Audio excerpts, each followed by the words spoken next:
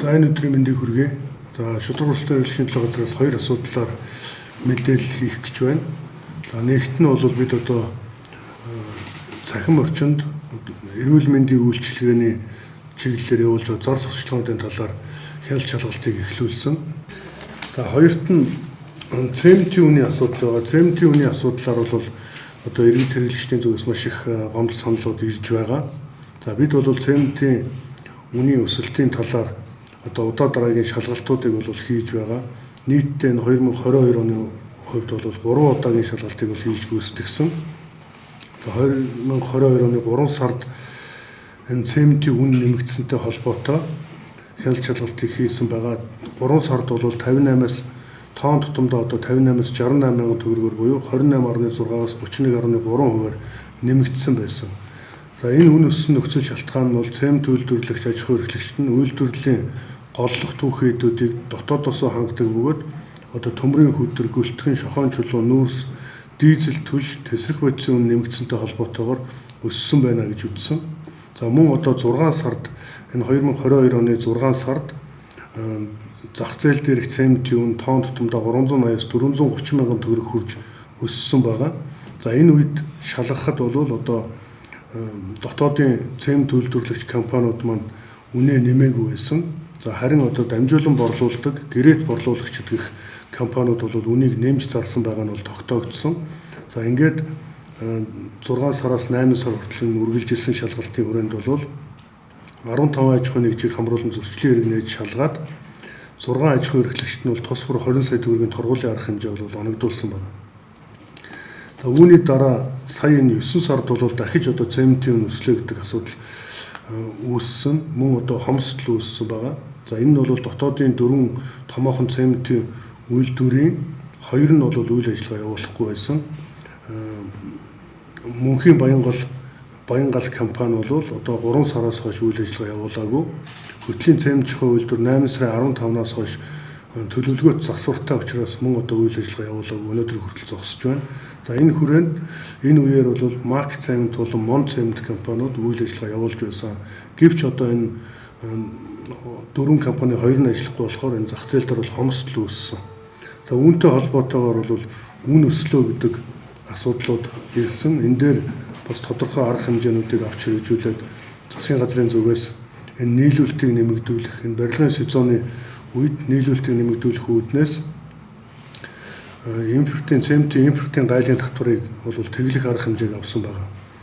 За гэтэл өчигдөр буюу 9 сарын 22-ны өдөр Мак цемент компаниас гэрээт борлуулагчдаа 1 тонн тутамд нь задгай цементийг 529,500 төгрөг, савлсан цементийг 550 мянган төгрөг болгон нэмэгдүүлж байна гэсэн ийм мэдээллийг бол хургуулсан байна. За 21-ний байдлаар бол задгай цемент нь 283,600, савлсан цемент 335,600 төгрөгийн үнэтэй байсан. Тэгэхээр энэ нэг өдрийн дотор Мак цемент компани задгай цементэндээ 86.7%, савлсан цементээ 63.8%-аар ингэж өсгсөн байдлаар харагдаж байна.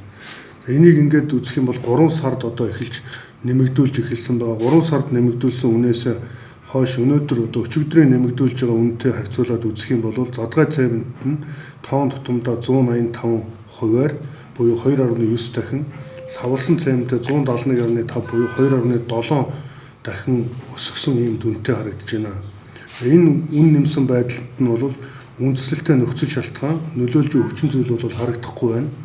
Учир нь түүхийн эд материал болох төмрийн хөдөр, гөлтгөн, шохоон чулуу, нүүрсийг дотоодын зах зээлээсээ нийлүүлдэг. За валютын ханшны нийлүүлдэг тул одоо валютын ханшны өсөлт бол нөлөөлөхгүй байна. Улмаар шатхууны үн бол тогтвортой байгаа. Дизель түлшний үн 8 сарынхаас хойш бол литр тутамдаа 450 төгрөгөөр буурсан байна. Тэгэхээр энэ дээр бол ямар нэгэн үн өсөх шалтгаан үндэслэл бол тогтоогдоогүй. Харин энэ 9 сарын 14-ний өдөр засгийн газрын 348 дугаар тогтоолоор цементийн гайлын татварын 20%-ийг бол тэгэлсэн. За үүнтэй холбоотойгоор Мак цемент компани үнэ огцом нэмсэн байх магадлалтай байгаа.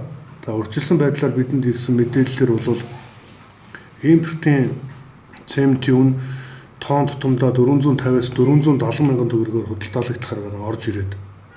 Энэ цементийн худалдаа эрхлэгчтэй холбоос мэдэгдсэн. Гэтэл үндэсний үйлдвэрлэгчдийн борлуулж байгаа үйлдвэрийн үнэн савлсан цемент нь тоон тутамдаа 335 мянган төгрөг гэж мэдэгдэж байсан.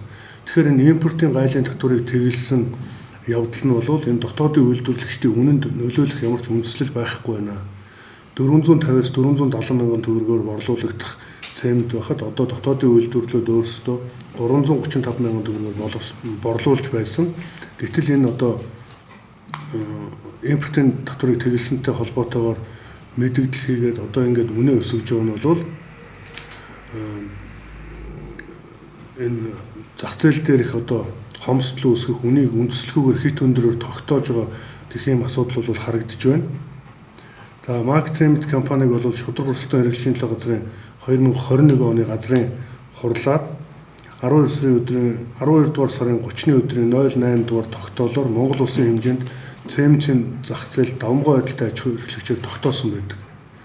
За энэ удаагийн үнэ огцон өсгсөн байдал нь давмгай байдалтай аж ахуй эрхлэгч өөрийн давмгай байдлаа хууль ёсоор ашиглаж хуулиар хориглосон ноёлох үйл ажиллагаа явуулсан, хэрэглэгчдийн аргагүй байдлыг далимдуулан хясан богдуулсан, хэрэглэгчдийг хууль ёсоор хохирох худалдааны арга хэрэгэлсэн байж болцсошгүй зөрчлүүд тогтоогдох үндсэлтэй байгаа тул зөрчлийн тухай хуулийн тусгай ангийн 17 дугаар зүйлийн 4-7, 17 дугаар зүйлийн 8, 17 дугаар зүйлийн 9 дэх заалтуудад холбогдуулан зөрчлийн хэрэг шалгахаар болоод байна.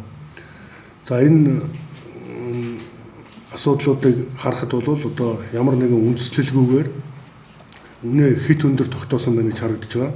Өрсөлдөөний тухай хуулийн 7 дугаар зүйлийн 7-гийн 1 дэх хэсэгт бол давмгай байдалтай аж ахуй эрхлэгч нь зохиомлоор тухайн бараа бүтээгдэхүүний хомсдол бий болгох, бараа бүтээгдэхүүний үйлдвэр борлуулалтыг зогсоох, хэмжээг хязгаарлах, бараа бүтээгдэхүүнд үндэслэхүүгээр хит өндөр үн тогтоох зэргээр ноёлох үйл ажиллагаа явуулахыг бол хориглохоор заасан байдаг. Тийм учраас одоо Марк Цемент компани одоо энэ үйлдэл дээр нь зөрчлийн хэрэг одоо шалгахаар болоод байна. Ер нь бол одоо энэ хэрвээ зах зээл дээр одоо импортын татварыг тэглээд байхад одоо ингээд дотоодын үйлдвэрүүд маань үнэ өсгөөд цаашид энэ цементийн нийлүүлэлт дахин одоо юм тасалдах магадлалтай цаашдаа нийлүүлэлт нь нэмэгдэхгүй байгаа тохиолдолд бол одоо энэ манай байгууллага энэ бодлогын судалгаа, зах зээлийн судалгаа хийж холбогдох байгууллагуудад санал хөргүүлдгийн хувьд одоо энэ импортын татварыг тэглэсэн арга хэмжээг бол бас хугацаан дээр нь харж үзэх, цааш нь үргэлжлүүлэх хэсгээр бол анхаарах шаардлагатай байна гэж үзэж байна.